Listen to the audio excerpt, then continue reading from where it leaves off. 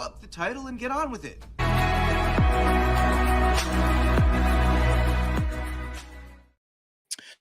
Hey up, it's Steve from that old Yorkshire Geek. I just thought I'd have the quickie intro today because I think it's going to be a quick show.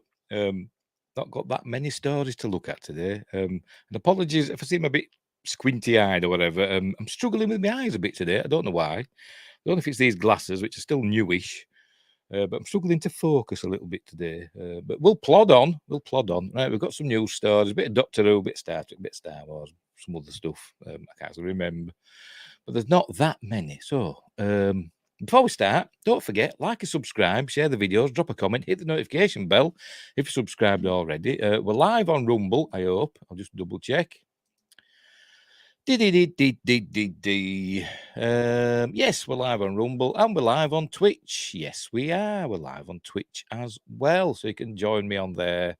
Well, you might be on there already. I don't know. What else? A bit later, I'll also upload this to Spotify, and it will also go to Amazon Music Podcasts and Google Podcasts. Links in the description for that. Links for Facebook, Twitter, and Instagram are also in there, as are the links. Oh, come here. For me, 2 books.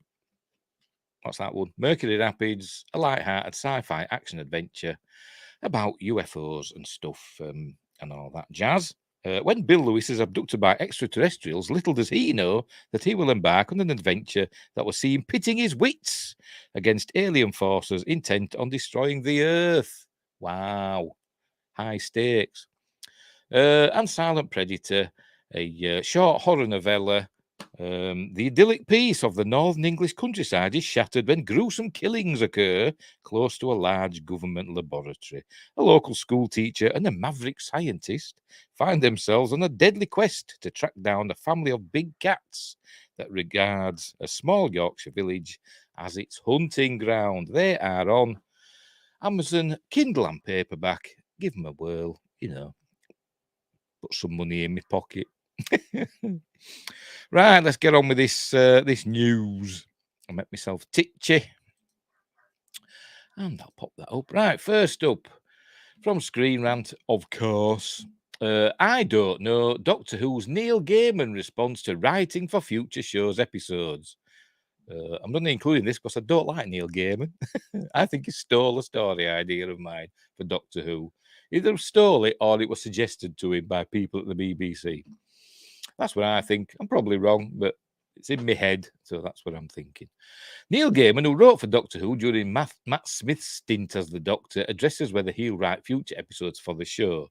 Yes, because way back when, I think it was when Christopher Eccleston was still Doctor Who, I wrote a script, a screenplay for an episode. I forgot what I called it now. Facets, I called the episode. It's on my website, mercuryrapids.co.uk or mercuryrapids.com, in the screenplay section. It's in there. And I sent it to the BBC at the time because they had an address for sending scripts to, and then they sent it back to me. It had been opened, but they sent it back to me saying, sorry, we're not accepting unsolicited material. So why do you have an address to send scripts to? Whatever. And then, I don't know, a few years later, I don't know, 2 or 3, 4, 5 years later, whatever, The Doctor's Wife came out, which included things that I included in my, short screenplay. So I'm not accusing anybody, but I am. Right. Neil Gaiman responds to whether, but I didn't say anything because I thought, well, I've no chance of winning any sort of lawsuit or anything of it. So. Right. Neil Gaiman responds to whether he will write more episodes of Doctor Who in the future. Gaiman wrote for Doctor Who during Matt Smith's run as the Doctor, which they've just said up there. Why do they repeat themselves? Having penned the episodes The Doctor's Wife and Nightmare in Silver, as well as a DVD-exclusive mini-episode. Meanwhile, the upcoming Ncuti Gatwa era of Doctor Who will see Russell T Davies returning as showrunner and writer after he first served in the role from 2005 to 2009. With Davis, apologies, there's somebody with a loud car outside. Unbelievable. With Davis set to, because they've got an exhaust that goes, they think they're clever, don't they? Unbelievable. With Davis set to make a sensational return, audiences are curious if Gaiman may also make a guest return behind the scenes. Don't care. Gaiman recently responded to one such fan of his. Oh, has he got some? Yes, I'm sure he has. I'm sure there's people that love Neil Gaiman. I'm just not one of them. On Tumblr, indicating that while is that still a thing, Tumblr? I don't know. I used to have a Tumblr account. I forgot the passwords. I can't get back into it. Indicating that while he's unclear about penning another Doctor Who episode, he has a good reason for being okay with not being invited back. And yes, I know I could go in and click on the forgot password thing. I know, but I can't be bothered. Check out his statement below. I'm turning into Parker from Thunderbirds. Check out his statement below, milady. And on Doctor Who, I don't know. I love being in the Doctor Who audience and being really excited to not know what's coming. Is that all he had to say? I don't know. There's no Ozzy Osbourne, is he? I don't know. Oh, I've got somebody in the comments. It's Wingrace. Hello, Wingrace is doing a laughing emoji. Don't know what he's laughing at. What are you laughing at? Right, where were we? I'll start again. As mentioned above, Gaiman wrote 2 episodes of Doctor Who in the early 2010s. Well, wrote 1.5. I wrote half of one. Though his connection to the sci-fi series goes back much further. He was a writer before he was. Oh God, I'll get there in the end. Before he was a writer on the show, Gaiman was an avid fan. By the way, Wingrace, you're up early. I say it's what is it, 8 a.m. where you were, something like that, isn't it? At 9 a.m. I don't know, ish. Crikey. On a Sunday, no less. To be in bed or at church, because you like your churches over there still, don't you? Where were we? Before he was a writer on the show, Gaiman was an avid fan, even recalling earlier this year the exact moment he came from his final part in Patrick Troughton's The War Games when he was 8. What even is that? The exact moment? Oh, recalling the exact moment he did become a fan came from the final part in Patrick Troughton's The War Games when he was 8, which concluded his run as the second Doctor. With having gone on to become an acclaimed writer upon growing up, he started, I think, didn't he start with 2000 AD, Neil Gaiman, writing stories for that? I think he did, didn't he? Anyway. With having gone on to become an acclaimed writer upon growing up, Gaiman took to the opportunity of meeting former Doctor Who showrunner Stephen Moffat, was it Moffat? I don't know, and asking to be brought on to write an episode going on to pen the TARDIS focus, The Doctor's Wife. And I'm struggling today. And like I said at the beginning, my eyes are being stupid. I'll blame that. Scoring widespread acclaim, the American Gods author would get the chance to return a year later with 2013's Nightmare in Silver, in which Smith's 11th Doctor is transformed into a cyber planner by reawakened Cybermen. I presume that's what that's from. I've probably watched it, but I can't actually remember. For a mass rewatch of The Doctor's Wife during the COVID-19 pandemic, Gaiman penned a short story to introduce the episode, which featured the return of former Doctor Who companions Amy, Karen Gillan, and Rory Arthur Darvill. Later, he indicated interest in writing for Doctor Who during Jodie Whittaker's stint as the Doctor. Given his busy schedule with adapting The Sandman and Good Omens, it's understandable he didn't get the chance to return for Doctor Who, though it's sure to be a treat for Whovians to hear his continued devotion to the show. Yeah, whatever. Moving on. That's it. I'm not interested in that, but there's Doctor Who fans out there, so I thought I'd share it. Bloody Neil Gaiman, bloody BBC stealing my stories. That's my excuse anyway. That's the narrative I'm going with. I could have been a contender. I could have been sitting on the beach earning 20% if it weren't for Neil Gaiman. Right, bounded into comics could get spicy. Yes, it's John F. Trent, and it could get a bit preachy, but never mind. There she is, the Wicked Witch of the West. Another rumour claims Kathleen Kennedy is now gone from Lucasfilm. We'll see. We will see. Another rumour is making the rounds that Lucasfilm president Kathleen Kennedy is now gone from Lucasfilm. By the way, I'll probably be watching Indiana Jones: The Dial of Destiny, possibly later today, maybe. We'll see. Anyway, this latest rumour comes from Twitter scooper Thwipped. Is that the sound of his whip? Thwipped, I don't know. Who writes, I'm hearing Kathleen Kennedy is now gone from Lucasfilm. So you just write one sentence, and that, gets people like me and John F. Trent and who else? I think WDW Pro did a video about it. Gets us all salivating. I don't even know who this person is. Anyway, there's the tweet. My tweets, nobody sees them. Nobody sees them. I've had any followers on Twitter. Never mind. The scooper has been right on a number of previous scoops, including Nicolas Cage appearing as Superman in the Flash film, that a Harry Potter TV series was in development at HBO Max. Andy Serkis would appear in Andor and more. Oh, so he's got a track record. Or they have got a track record. Could be a woman for all I know. Or a they, them. Following this rumour, that Park Place investigative journalist, Jonas J. Campbell, for some reason, I think that's an amazing name. I don't know why. It just rolls off the tongue, doesn't it? Jonas J. Campbell.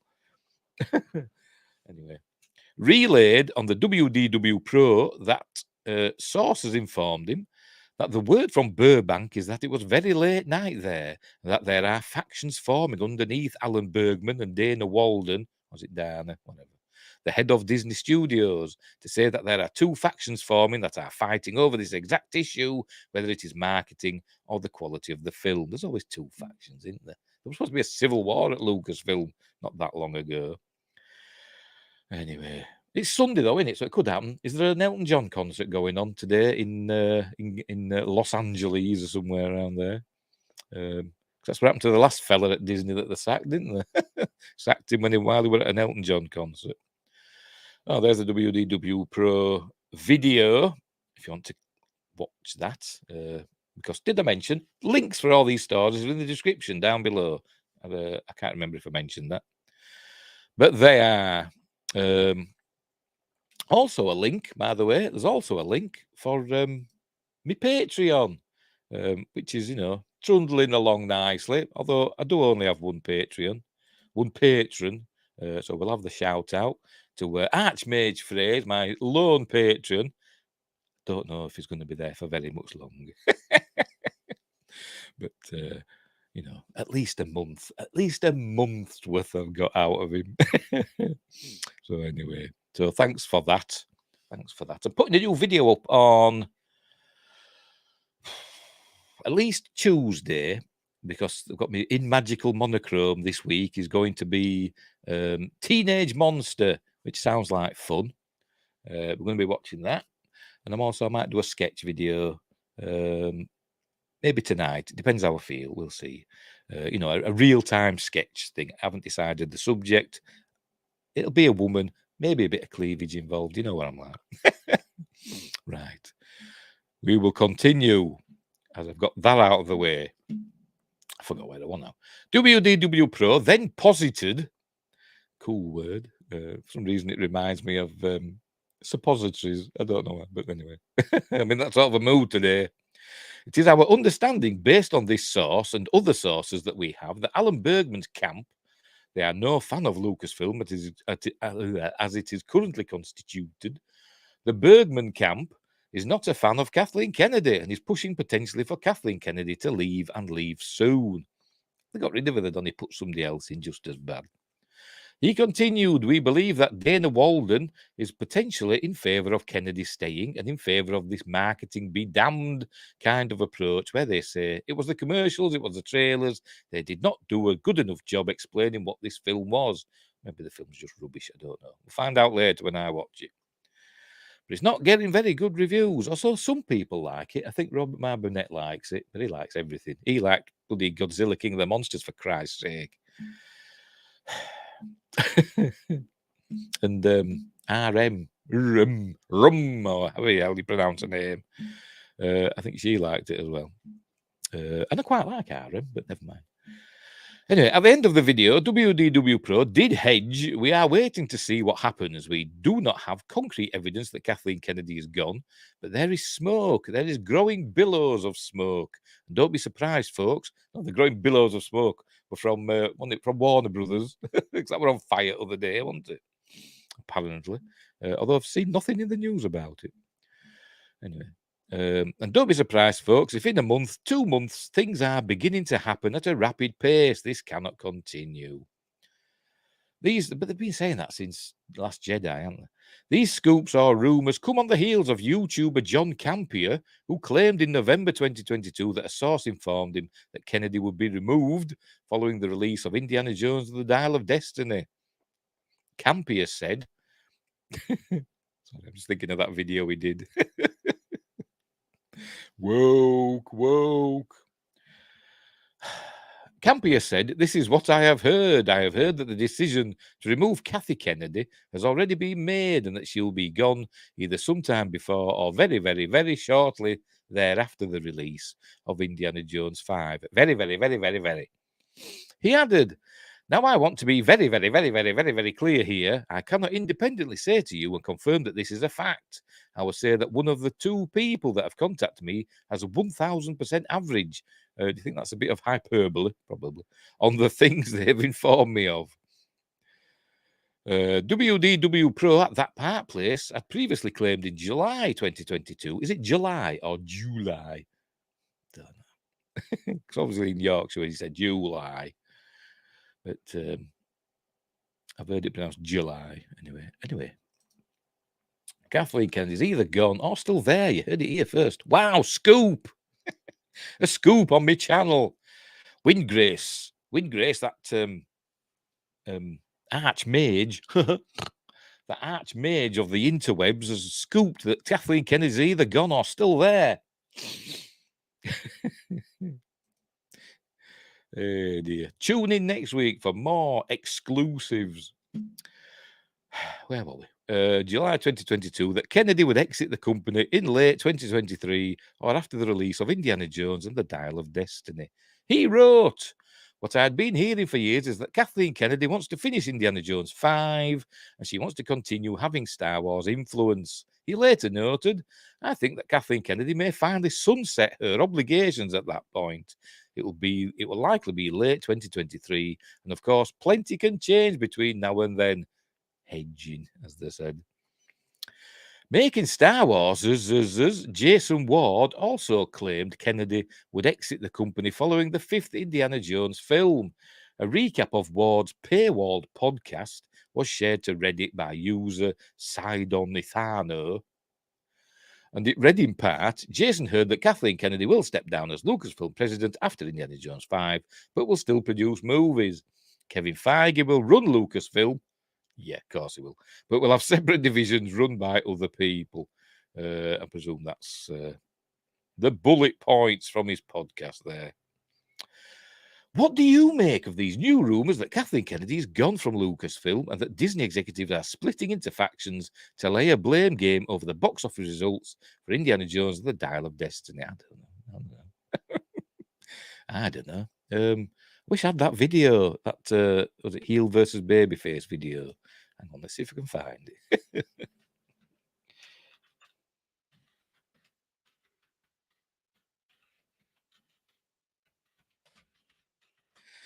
if it's on here. Did it? No, it's not showing it, is it? Not showing it. Can't find it. There's got one that's similar, but not quite the same. Never mind. What's that there? Never mind. Right, where were we? Go away. I'm clicking the X. Is that it? Yes, that's it. Right. There we go. So I don't know. As Windgrace said, she's either there or she isn't. I mean, maybe she's Schrodinger's Kathleen Kennedy. She's both there and not there at the same time. Because she's a subatomic particle. But it can't be argued, can it really, though, that she has overseen the destruction of many franchises. Well, 3 at least. She's seen Star Wars go to rack and ruin. She's destroyed Willow. And now she's, allegedly, I don't know, I've not seen it yet, but according to a lot of people, Indiana Jones is now booted to the curb. Unbelievable. Unbelievable. And it could be unbelievable because it may not be true. Right, anyway. Let's move on to the next topic. Star Trek. Right. By the way, I've not read these articles. You know, I never read them. I just get the headlines and just go from there. Hope for the best. Right. This is from Slash Film. The clever way Star Trek Saves New Worlds covers up a potential plot hole. So there we go. Did she destroy Willow? There's no way to prove that since you can't watch the show. That's true. She destroyed the evidence for tax purposes. Yes. So, you know, allegedly destroyed Willow from a series that never existed. Oh, dear. Oh, dear. I think I did manage to get hold of it, you know, from a friend of a friend, you know what I mean, before it vanished. You know, for the purposes of, you know, cultural preservation, of course. Anyway, the clever way Star Trek Strange New Worlds covers up a potential plot hole. And there's the lovely Christina Chong as La'an Noonien Singh in Star Trek Strange New Worlds. I'll say it again, a character I didn't think I'd like, but I really do. Because I really like Strange New Worlds. And you know, a lot of people seem to not like it for some reason, and I don't know why. Because it's different, I suppose, and it's not the original series. People can't get past that. Right. The post contains spoilers for Star Trek Strange New World Season 2, Episode 3. The latest episode of Star Trek Strange New Worlds, called Tomorrow and Tomorrow and Tomorrow, sees Lieutenant La'an Noonien Singh, Christina Chong, encounter a time traveler in the corridors of the USS Enterprise. He straps a widget to her hand. Does he strap it? Or just give it to her? Like just put it in her hand, didn't he? Is it strapped to her? I'm going to have to watch it again. I never actually noticed. Anyway, she's immediately thrown into alternate timeline. Well, after a few seconds. After he gives her some instructions, and then she's thrown into alternate timeline, where she's allowed to meet an alternate version of James T. Kirk, Paul Wesley. When Kirk confronts La'an, the pair are just as quickly whisked away to the past. Well, they kind of struggle for the device, and I think the button gets pressed accidentally in the struggle, and then they're whisked back. Toronto in the 21st century.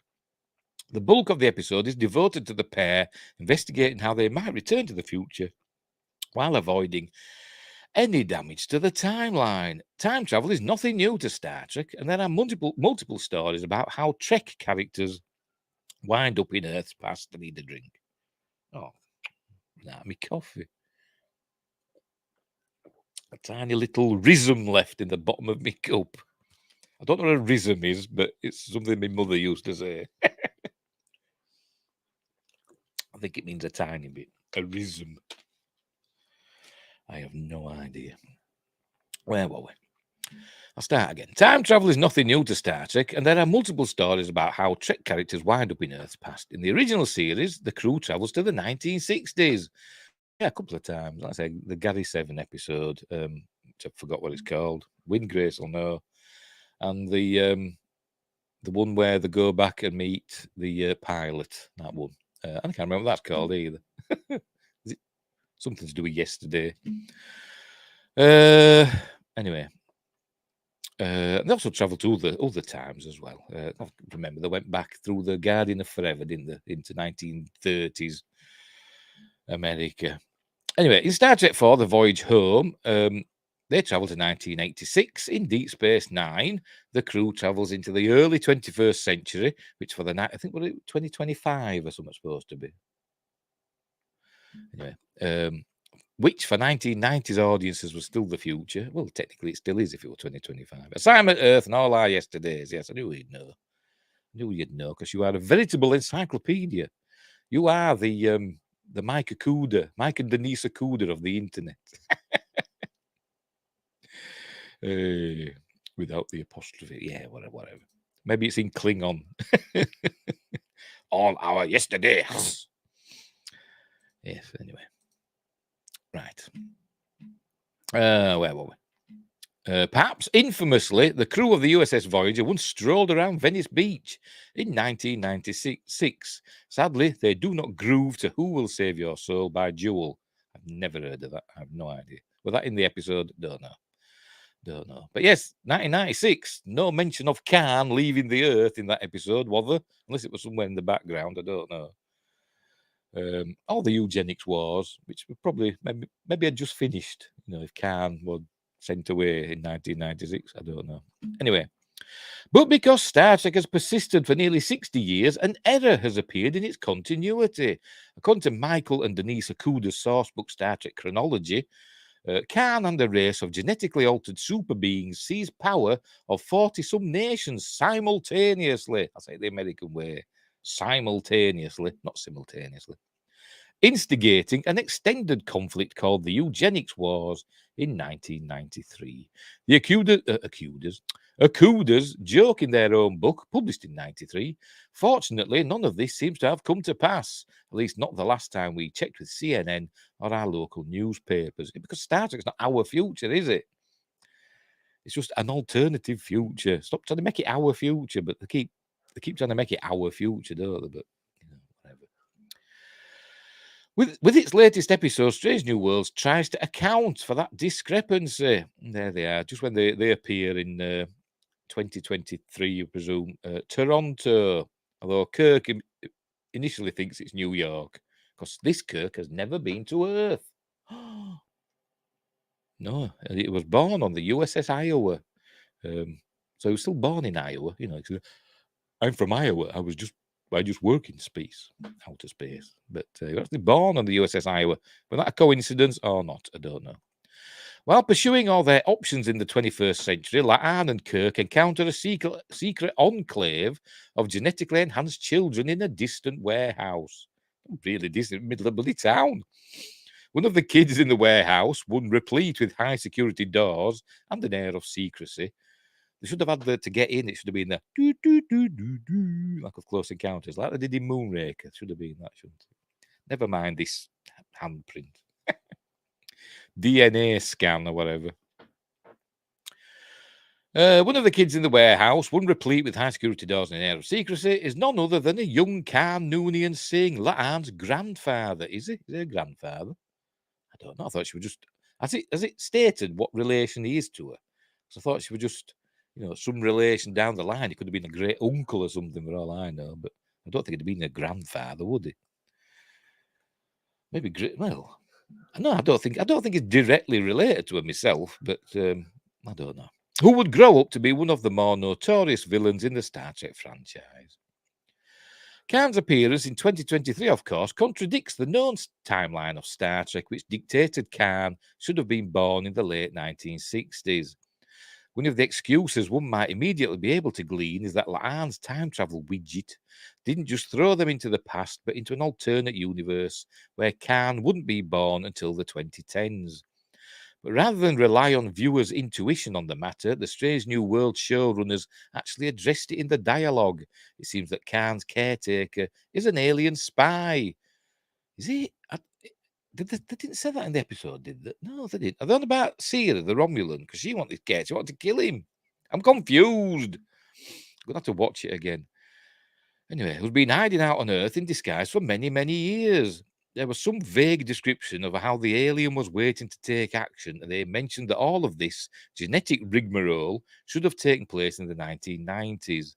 It appears there was some sort of time travel accident that delayed the eugenics wars, leaving 2023 Toronto clean and free of war for La'an and Kirk to visit. I think we're kind of intimated that it was said that lots of species messing about with time had, moved things about in history. Probably not just on Earth, maybe on other planets as well. Probably on other planets as well.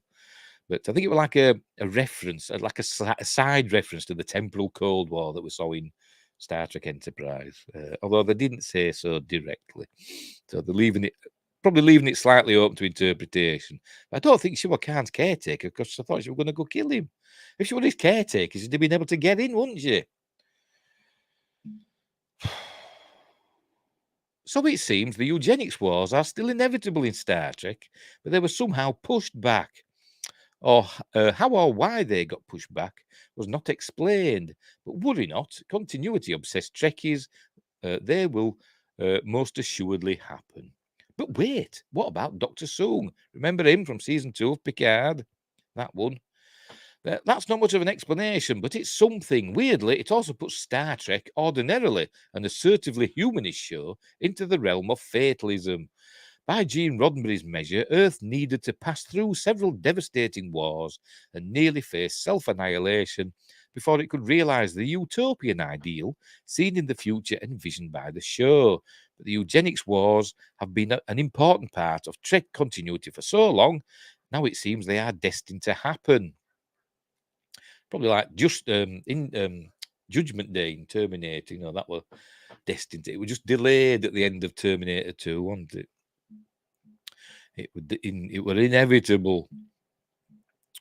Of course, even the timeline update in Strange New Worlds isn't completely clean. It seems that it contradicts events as they were depicted in season 2 of Star Trek Picard. But can we just forget about that? In that season, an evil geneticist named Dr. Adam Soong, Brent Spiner, obviously, was growing a series of cloned daughters. I think all the Soongs were cloned as well because they all look exactly like Brent Spiner. In his underground lab, the daughters tended to die out quickly, so he would accelerate their growth to adulthood. He did this, but that'll make them die out quickly if he's accelerating their growth, isn't it? He did this for unethical eugenics reasons. When his latest daughter, excuse me, I don't know how you pronounce it. Is it Isa Brionis? I don't know how you pronounce it. Finds out about his weird plan. She escapes his clutches and trashes the lab, and then buggers off with Will Wheaton. Hang on, where are we? She buggers off with this fella. Will Wheaton. That's what she does. God, it was terrible. Anyway, while poking through his lab's cluttered remains, Dr. Soong finds a folder labelled Khan Project, clearly implying that Dr. Soong was about to start his own genetic manipulation experiments to create Khan himself. The problem is the second season of Picard takes place in the year 2024. Windgrace is talking to me. Maybe they'll be called the Eugenesis Wars.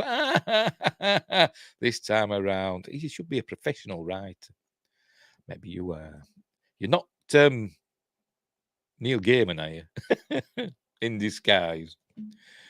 Hey, where were we? By that gauge, Khan wouldn't be born for a few more years yet. Grown in a lab by Dr. Soong, by the Strange New Worlds timeline. However, Khan was already a boy in 2023, and Dr. Soong doesn't seem to be anywhere in sight. Well, maybe we're accelerated. Maybe his growth were accelerated. I don't know. And in reverse years, because it's in the future, isn't it? Anyway, I don't know. Maybe he's Benjamin Button. Cam's already born in 2023, and Dr. Soong doesn't seem to be anywhere in sight. Well, just because we didn't see him, don't mean he wasn't knocking about. Anyway, was this parallel universe tinkering, or were the writers simply not paying attention? Probably more of that, to be honest. It's more likely it was the latter, but I'm sure someone somewhere will ask about this, and we'll get an answer soon enough. Well, maybe. We'll see. We will see. Windgrace says, I never took the folder to mean he was going to start Khan. I assumed he was just taking the data from him. Yes, that's what I thought. And I thought, oh, he's obtained this. It's not his thing. It's like a top secret thing that he's either stolen or has been given to him. And he's moving on maybe to the next stage of it. So it could have been already going for a while. And Khan, could have been already around. So yes, that's what I think as well. Yes. Is that it? Yes, that's it. Right, there we go. But yes, they might fix it, but it could take a while. I mean, look how long it took us to work out why the Klingons had lumpy foreheads from motion picture onwards. How long did that take? 79 to what was it? 2005? 2005, something like that, wasn't it? Which is what, I don't know, 24 years. We're working that out, right? 26 years. 26 years. So it could be a while. You never know. You never know. We'll just have to put up with it. Haters will hate. They will. But I'm enjoying Strange New Worlds. I shouldn't be. I said, I don't like Discovery, and I didn't like Picard season 1 and 2. I like season 3. But for some reason, I'm really enjoying Discovery. And I know it's got its problems, but I'm still enjoying it. So there. Anyway. I think Kurtzman just wants to do a damn modern day eugenics show. All signs point to that anyway. I wouldn't be surprised. But we'll see. We'll see. They don't want to overstretch themselves, do they? Because we already know there's money problems, isn't there, at Paramount or CBS, whatever you want to call it. With them cancelling stuff like Prodigy and all these other shows that they've cancelled and removing from the service for tax reasons. If they say they're removing them from the service for tax reasons, how can they then tell the producers to finish season 2 of Prodigy? Surely, if they're getting rid of them for tax reasons, they should be gone into the tax black hole and never be seen again, like Willow and so what else? Batgirl. Is it Batgirl? Yeah, the Batgirl film that Warner Brothers got rid of for tax purposes. But I don't know. But yes, it is. It's a conundrum, isn't it? But that's what time travel does. That's what messing about with the timeline does. It buggers things up down the line, doesn't it? Like I said, I've not always said, but I've often said that I think Star Trek is in several timelines at once, and we just hop between them, just willy nilly. To be honest, I think the timeline changed in First Contact.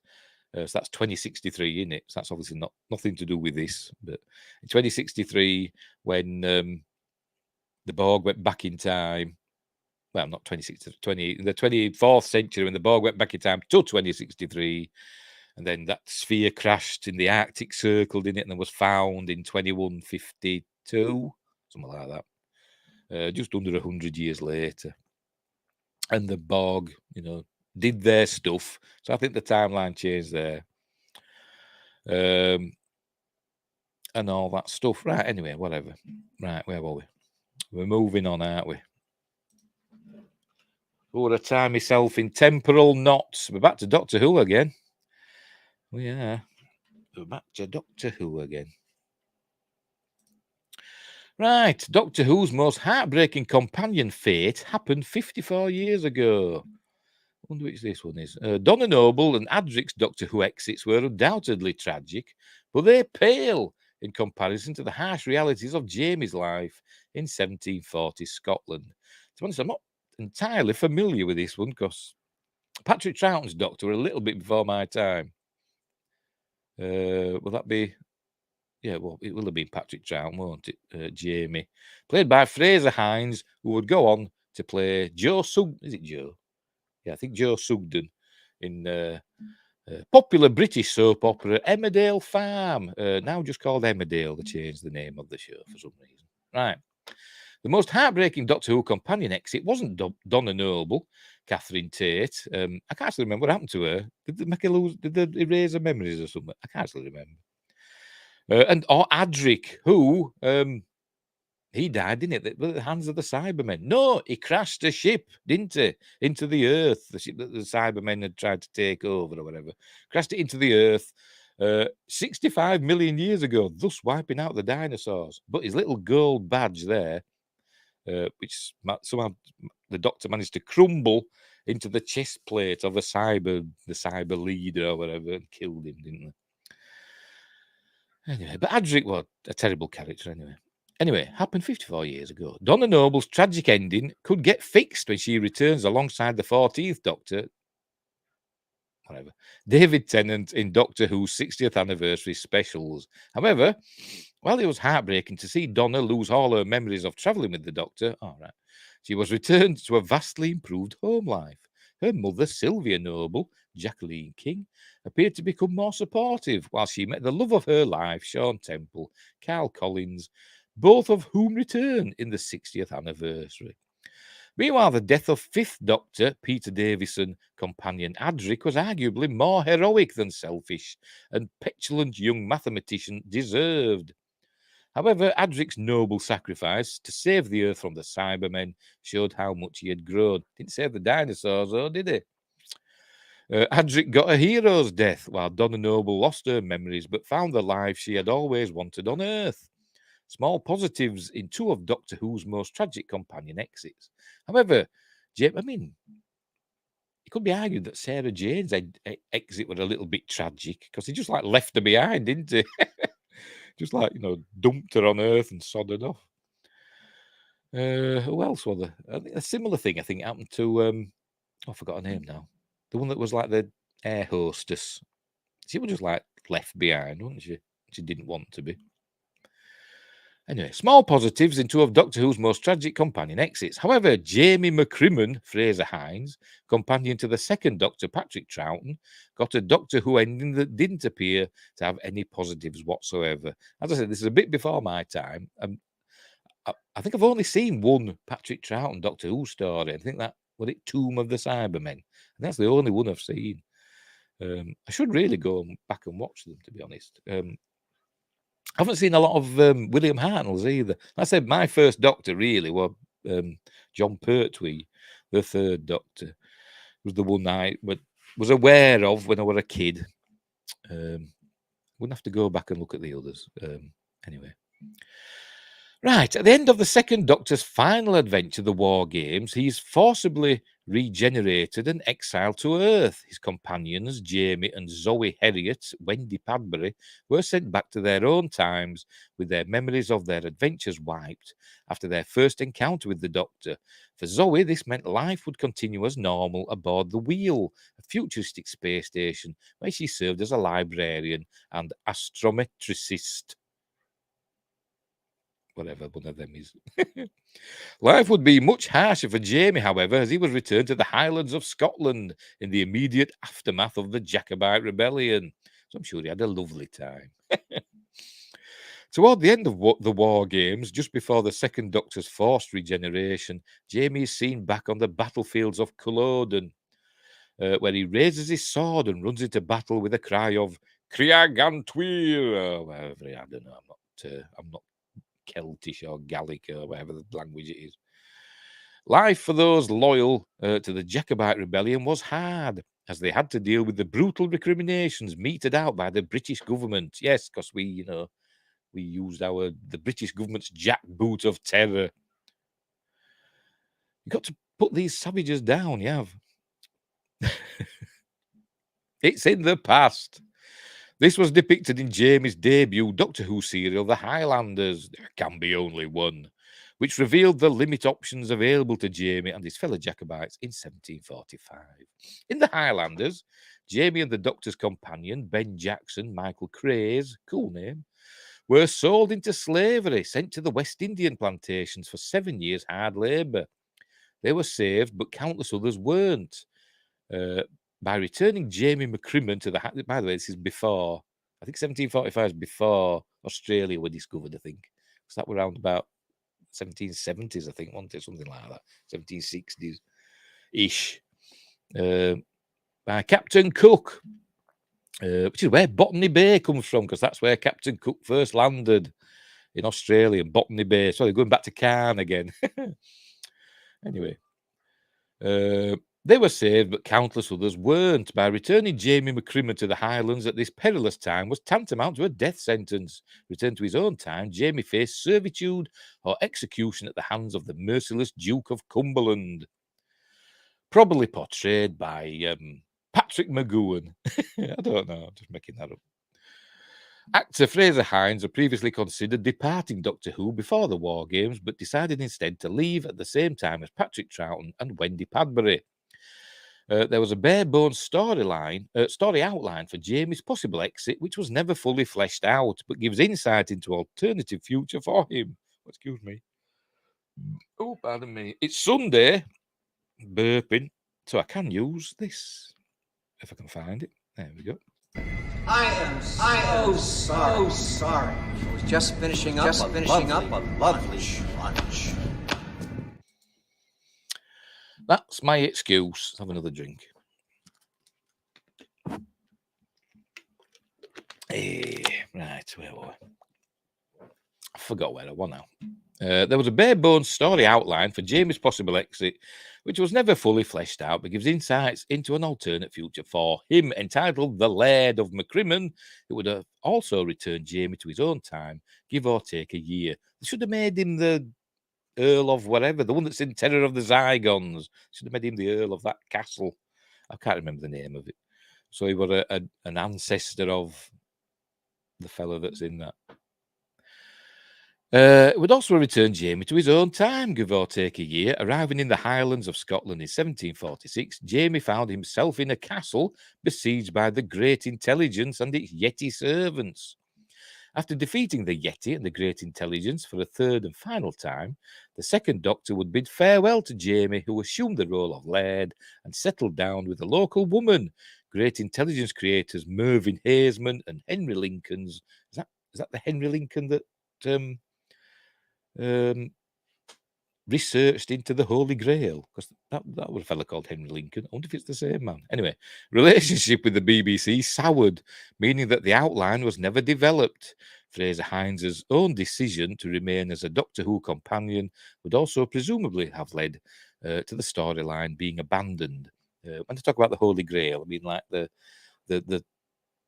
theory that Dan Brown popularized and books like Holy Blood, Holy Grail, that it was removed by the Templars. The Holy Grail wasn't a thing; it was a person. It was Mary Magdalene, and she was taken to like south of France and Rennes-le-Château and all that. And the Holy Grail was the Sangreal, the royal blood of Jesus Christ that went on into the Merovingian line of French kings.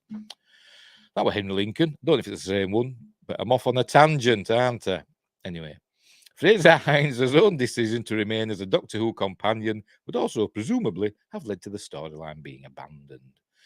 There are conflicting accounts as to exactly what happened to Jamie McCrimmon after Doctor Who. The second Doctor encountered phantom versions of his companions in The Five Doctors. That's a cool episode, is that? The Five Doctors. One of my favourites. And was also sick, but they couldn't get what's his face? Tom Baker. They couldn't get him, so they used footage of Tom Baker and Romana. I forgot the name escapes me from the abandoned episode. I forgot the name of that as well. The one written by Douglas Adams. They used that, and obviously they couldn't have William Hartnell because he'd passed away, so they got somebody else in to play the first Doctor.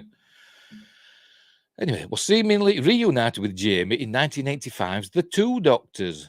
I don't know that one. The fact that Patrick Troughton and Fraser Hines had obviously and visibly aged since 1969 led fans to speculate that their section of the story took place after the War Games. Fandom and spin-off media has taken this hidden second Doctor season theory to heart over the years, and it's inspired everything from the fan film Devious to the latest second Doctor adventures for Big Finish. That's something I've never done. I've never listened to one of the Big Finish Doctor Who audio adventures. I'm not really into audio books, to be completely honest. I've got one. I've got the Revenge of the Sith audio book. I think I've listened to it once. I'm probably not all the way through, to be honest. Anyway, another alternate future for Jamie was seen in the sixth Doctor, Colin Baker comic strip, The World Shapers, written by Grant Morrison. In that, the sixth Doctor returned for Jamie, but arrived too late and discovered him as an old man. Ostracized from his village for his wild beliefs. Jamie teamed up with the Doctor, Perry, Nicola Bryant, and comic book companion Frobisher to defeat the Cybermen. Sadly, Jamie sacrificed himself to save the universe by destroying the Voord's World Shaper device. Ooh. On screen, however, Jamie's story ends with the return to Scotland in the 1740s, faced with poverty, execution, and potential enslavement. Jamie's tragic fate in the War Games is presumably why Doctor Who... Sorry, my chair's making lots of noise. It's presumably why Doctor Who fans embrace the possibility of the second Doctor's Season 6B. I don't know. Jamie McCrimmon was a much-loved companion who didn't deserve his potentially gruesome fate. In implying that the second Doctor returned for his old friend means that somewhere out there their adventures continue. Well, maybe they do. But anyway, there he is. Young Fraser Hines as Jamie McCrimmon, and there's the back of the second Doctor's head. You may know Patrick Troughton, there he is, from The Omen, which we did on Appointment with Fear a few weeks ago. He played the priest that gets skewered by the lightning rod. He's been in other stuff as well. So anyway, there we go. Right, moving on. Bit of Star Wars now. Is this his first Star Wars thing? It is, isn't it? It's first Star Wars story. Right. James Mangold's Boba Fett movie, yes, Boba Fett, not Boba, was going to be a borderline R-rated spaghetti western. Very one. He might have wanted it to be, but they wouldn't have let him. For a long time, Boba Fett was more concept, a mercenary in a cool suit of armor, than actual character when it came to live action Star Wars projects. Star Wars animation, as always, is another case, as was the no longer canonical expanded universe. That changed with the Bounty Hunter's appearance on The Mandalorian Season 2, setting the stage for what had the potential to be a compelling offshoot combining elements of Boba's backstory from both the Star Wars prequel films and animated shows, primarily the Clone Wars.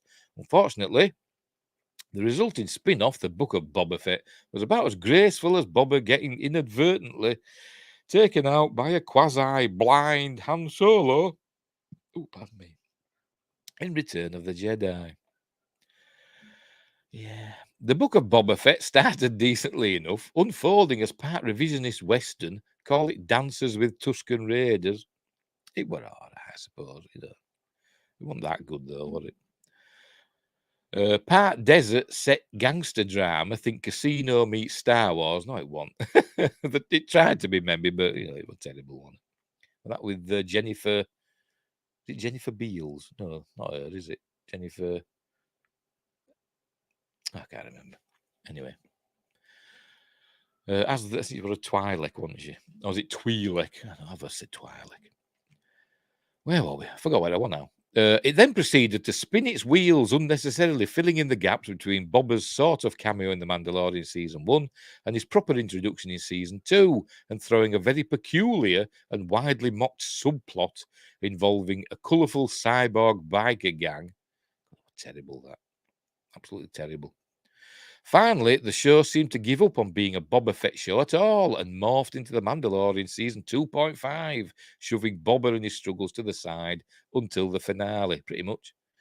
What makes it doubly frustrating is that the Book of Boba Fett had all the pieces it needed to be a great standalone character-focused story, complete with the perfect antagonist/foil for Boba in the form of his old frenemy and philosophical diametric Cad Bane.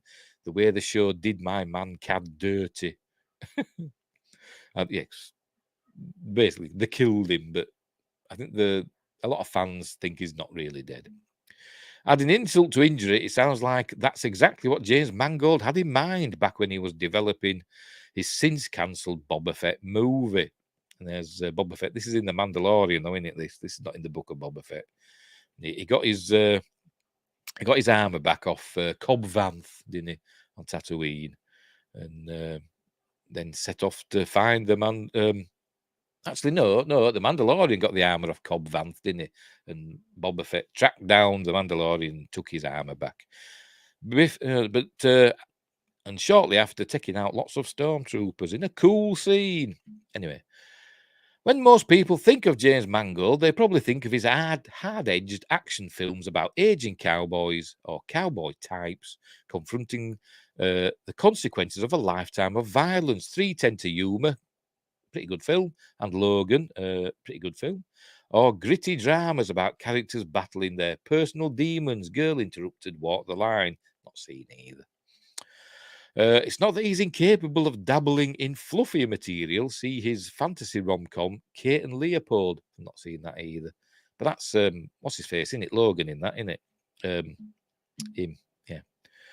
But for the most part, Mangold's genre films tend to skew I forgot his bloody name. Never mind. Mangold's genre films tend to skew fairly mature. Such was the case back when he was slated to write and direct a Boba Fett film for Lucasfilm. Well, at that point, I was doing it. I was probably scaring the shit out of everyone, Mangold explained to Josh Horowitz on the Happy Sad Confused podcast, describing his vision as a borderline rated R spaghetti western set on a single planet. Sadly, as exciting as that brief description sounds, Mangold's film was one of several developing Star Wars spin-off films that wound up being scrapped after Solo: A Star Wars Story bombed at the box office in 2018. We want the Boba Fett film supposed to be a Josh Trank film, you know, the fellow that did found footage superhero, anti-hero film, which I forgot what it was called, but it was pretty good.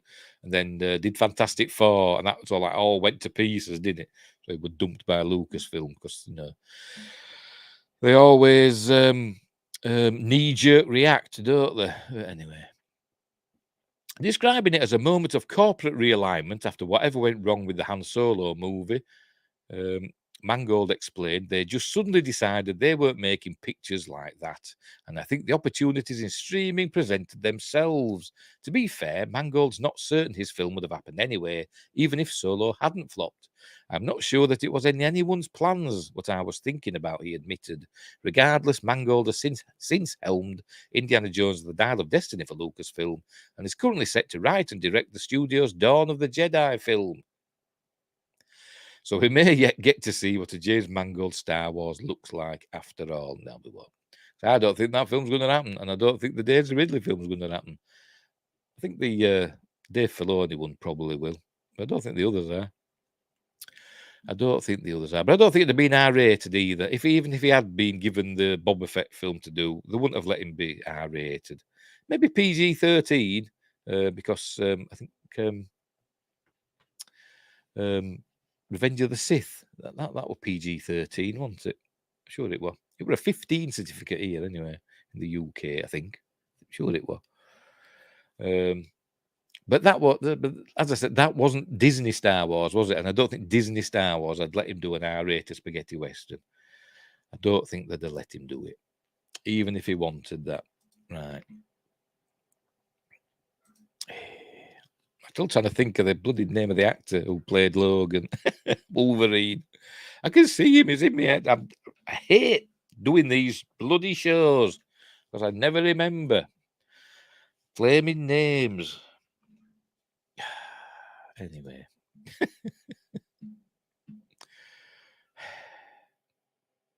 No, it's not coming forward. Unbelievable. Right, Skynet incoming. Terminator star Arnold Schwarzenegger warns of AI threat. He'd know, wouldn't he? Hugh Jackman, that's the fella. Yes, you give me a clue there. A little clue. That's all I need. Hugh Jackman, that's the fella. I was thinking Henry, and I was thinking, no, it's not Henry. You know, it's all right with the H. I was thinking of Henry Cavill. That were on my mind. Right, Schwarzenegger drew parallels between the fictional Skynet and concerning real-world AI developments that have turned fantasy into reality. There he is, using the Force by the looks of it. The potential threat posed by artificial intelligence, AI, has been a key facet of science fiction for decades. Still, while it remains an aspect of Hollywood blockbusters, iconic action star Arnold Schwarzenegger, who led one of the most prominent film series about an AI oppressor, says the threat is now very real. During a panel discussion hosted by the Academy Museum of Motion Pictures on Wednesday, Schwarzenegger discussed AI and the oft-mentioned reference to the Terminator film franchise's Skynet network. By the way, you know, the British Armed Forces, satellite system is called. I think for the communications, for British Armed Forces communications, that's called Skynet. We never learn, do we? That many people cite when warning about the rapid development of the technology. To show you the brilliance of writing, that at that time, I'm not doing Arnold Schwarzenegger impression. We scratched the surface of artificial intelligence, he said. Yeah, I can't do him. We're talking about the early 80s, and today everyone is frightened of it, of where this is going to go. In the Terminator series, Skynet is an artificial intelligence system created by Cyberdyne Systems for the US Department of Defense. The AI becomes self-aware and viewing humanity as a threat, so like almost instantly, to be honest. Triggers a nuclear holocaust known as Judgment Day. That is such brilliant writing because now, after all those decades, it has become a reality, Schwarzenegger said. So it's not anymore fantasy or kind of futuristic. It is here today. While nuclear war launched by AI remains in science fiction, the rapid rise of artificial intelligence is still prompting fears over the potential impact on jobs, the spread of information, and yes, a potential future in which a powerful AI turns sentient and attempts to wipe out the human race. And right now, there's a fight between humans and generative AI tools in Hollywood.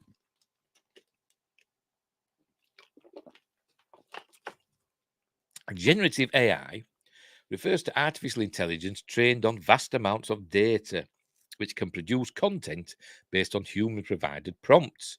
Entering its third month, the Writers Guild of America, WGA, members went on strike on May the 2nd after negotiations with the Alliance of Motion Picture and Television Producers, AMPTP, fell apart. One of the main sticking points in the talks was the potential use of AI to recreate content based on human-written work. I think everyone should be concerned about it, screenwriter and TV producer Josh Friedman told Decrypt at a Los Angeles picket line. Friedman, creator of the TV series Terminator the Sarah Connor Chronicles, which were really good. Apart from her from Garbage, I forgot her name, Manson, Shirley Manson.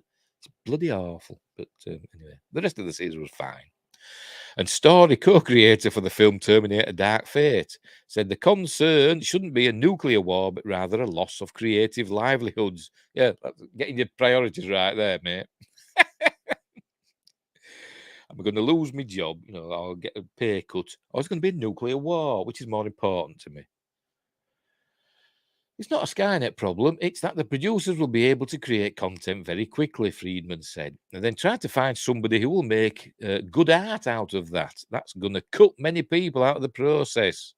He added that doing so will reduce the overall quality of the production, echoing the concerns of many creators and AI skeptics. I mean, it could be argued that probably AI has been writing Hollywood scripts for about the last, 7 or 8 years. Because they've been that good, have they? On the whole, they've been very cookie cutter, haven't they, to be completely honest. Anyway, before agreeing to a media blackout leading up to its own negotiations, SAG-AFTRA National Executive Director and Chief Negotiator Duncan Crabtree Ireland, God, that's a mouthful, isn't it? Told, is it Decrypt or Decrypt? I don't know, whatever. I'll say Decrypt because that's how I pronounce stuff with E's. Decrypt, evolution, Evelyn. That the issue for its members had to do with compensation for using their likenesses related to AI-generated images. The core principles that we're looking for is informed consent and fair compensation if you're going to use any kind of AI or digital technology to recreate someone's image or likeness, Crabtree Island said. Oh, is that it? Oh, that's it at the end. But yes, I see the problems, though. I kind of agree with them on that AI is a threat in many ways. Windgrace knows all about this. He's been egging on AI over on the Popcast Discord. But but anyway, yeah. I think it is. I think it is a danger, and it needs reining in. It needs. It needs to be kept an eye on at least, and these safety measures need to be put in. You don't want to be placing AI into the hands of, making it the sole, so like in control of the military and nuclear weapons and stuff like that. We don't want that, do we? We still need somebody with a password and a button. That's what you need. Or 2 keys. You need 2 keys that you have to turn simultaneously. That's what you need. Kevin Smith doesn't think so. Is he all for AI, is he? Well, he's a div in it. It's not the same Kevin Smith. I think he's been replaced by a pod person He's not the same Kevin Smith he used to be. Something's happened to him. Anyway, let's move on. But AI, yes. Smash the machines. That's what I say. Oh, press wrong button. Oh, God. We need to go back and live in an agrarian society, much like they did on I forgot the name of it. What's the name of the planet now? Ventac 3. Is it Ventac 3? From the Next Generation episode, Devil's Due, they seem to be living quite a nice place. They were, warp capable, and they lived in an agrarian society, and they seemed fine, didn't they? Until Ardra showed up, but she was a con woman. Anyway, so what you're saying? So you want the end? So you want the end of Escape from LA? I've never seen it all the way through. Escape from LA. I've seen bits of it, but never watched it all the way through. Is that how it ends? Don't know. I don't know. Never seen it all the way through. I don't think I have. I've seen bits of it. Right. Last story. We're nearly done. Nearly done. I said it would be a short show. Bloody an hour have been going. Anyway, never mind. With Independence Day coming up, July the 4th, Independence Day for you over there in the colonies, when we decided that you weren't worth the trouble and we gave you your freedom. That's coming up. There's a story about Independence Day, the film. That's it tonight. We're off. Right, here we go. Vivica A. Fox confesses Independence Day 2 didn't live up to the first. Really? I quite like Independence Day 2, resurgence. Don't mind it. We really missed out on not bringing Will Smith back. Well, it wasn't a case of not bringing him back. He wanted to do Suicide Squad, didn't he? That's the reason he didn't go back. He wanted to do Suicide Squad. I'm sure that was the reason. Anyway, let's see what it says. And there she is, Vivica Fox. Remember, in the first one, she played a stripper. In the resurgence, somehow she's become a doctor. Well, good for her. Vivica A. Fox, well, she wasn't a stripper. She was an exotic dancer, wasn't she? Vivica A. Fox confesses that Independence Day Resurgence didn't live up to its predecessor, specifically because the 2016 sequel didn't manage to bring Will Smith back to reprise his role from the 1996 blockbuster classic. Spoilers, he died. He was killed in a test flight or something. As I said, I didn't mind Independence Day Resurgence. I thought it was fine. I thought it was fine. I don't know why people didn't like it. It was okay. It was no worse than the first one, to be honest. In a conversation with the AV Club to promote her new true crime series, The Interrogation Room, Fox touched on the 2016 resurgence, saying she didn't feel like it was good and that it didn't live up to the first one. It's because your character got killed, that's why. I really feel we missed out by not bringing Will Smith back. We had most of the original cast, but I think the one true link that was missing to the success of Independence Day 2 was that Will Smith wasn't there, Fox shared.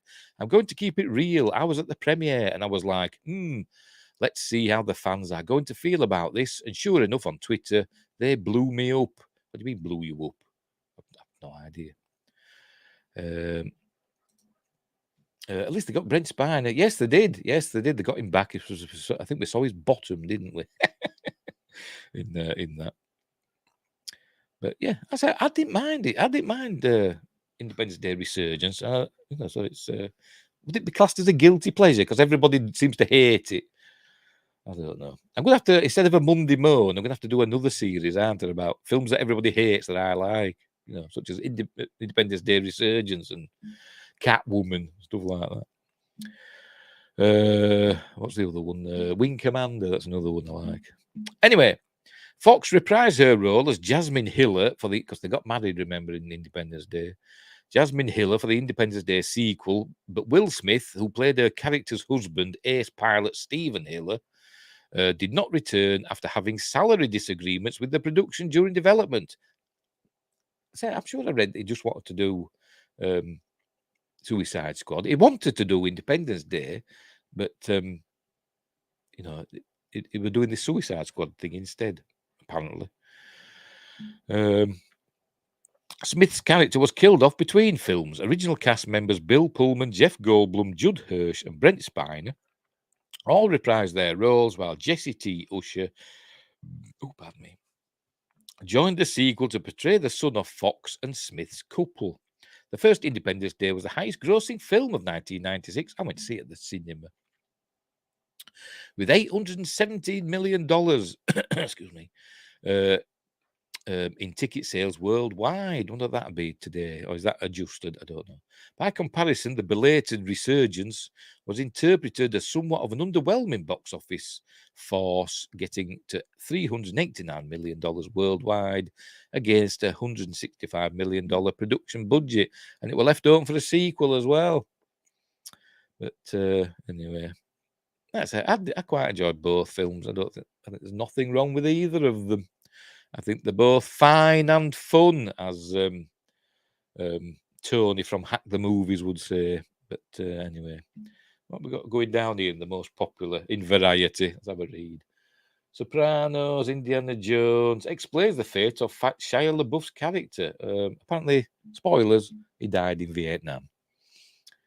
Anthony Mackie forgot his Captain America 4 lines because Harrison Ford was so intimidating. Then Ford said, "Let's shoot this piece of shit." Probably says that, I don't know. Indiana Jones 5-star, blah, blah, blah, blah, blah. Asked for script changes over an offensive and a bit problematic scene. Is that the restaurant scene? I've not seen it yet, but I've heard all about it. With that racist scene in it. But I think it's supposed to be deliberately racist. You know, it's showing what a bad guy the bad guy is. Damn, Indiana Jones. Russell Crowe says he should be effing paid for the amount of questions he's asked about Gladiator 2. I'm not even in it, he said. Good old Russell Crowe. Leeds United supporter, by the way. You know, my team, Leeds United. We just got relegated back to the Championship from the Premier League. Unbelievable. But yes, Russell Crowe's a Leeds United fan. Marching on together and all that. Anyway, Indiana Jones. 20 best films new to streaming. They Clone Tyrone. I heard that 65, which I thought were a bit meh. You know, wasn't rubbish, but whatever. Bird Box Barcelona. We'll see. Is it Bird Box or Bird K? I can't remember. What else? Oh, that's it. Right, we'll leave it there. Russell, hang on. Russell, you mean Zeus from the MCU? Yeah, we're in that one, which I've not seen. Still not seen all the way through Thor, Love and Thunder. I've not got past the first bit with the Guardians of the Galaxy in and Thor doing the splits. I've not got past that bit. It annoys me. Anyway. Right. So that's it. I think that's it. Anyway, let me double check. Yes, that was my last story. So I've got things to do now. What am I doing this afternoon? I've got to make some dinner for that lad up there. I'm sure we're going to do something else, and I forgot what it was. Oh, wow, we're going to do I'm going to record a sketch thing. That'll be later. Oh, I'm going to watch Indiana Jones, The Dial of Destiny, aren't I? I'm going to go to the cinema and watch Indiana Jones, The Dial of Destiny. Yes, that's what I'm going to do. Come on, Aidan, let's go to the cinema. Are you ready? Right. I'm going now. So thanks, Win Grace, for joining in early in the morning for you. I think you're over on that side, aren't you? On the side closest to us. So it's quite early. If you're on the Pacific side, it'd be even earlier, wouldn't it? Unless you're lying and you're actually in Australia, then it's like it's almost coming up to midnight now there, isn't it? About 11:15 at night over in Canberra. But anyway, right, enough of that waffling. Right, I'm going. So, oh crikey. So, thanks for watching. Wherever you are, look after each other, and until next time, I'll see you. By the way, no, I'm not going yet. Hang on, I haven't gone yet. To plug me other stuff coming up, Anna. My Monday morning this week on Monday is Ferris Bueller's Day Off.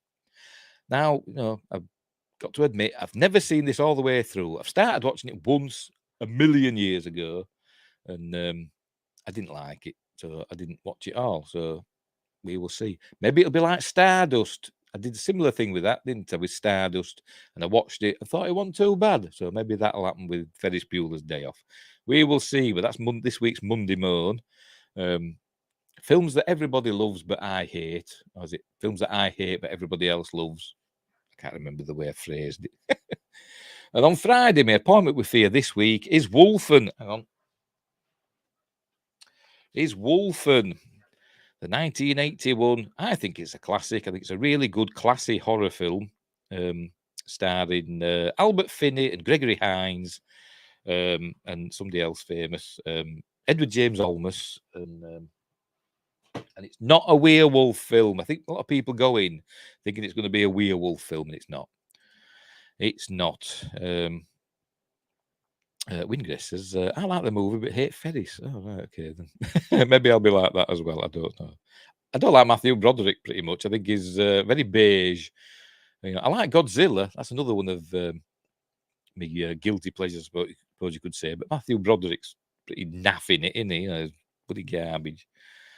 He can't even wink. Have you noticed that scene in Godzilla where he's talking to Jean Reno, and I think he's supposed to wink.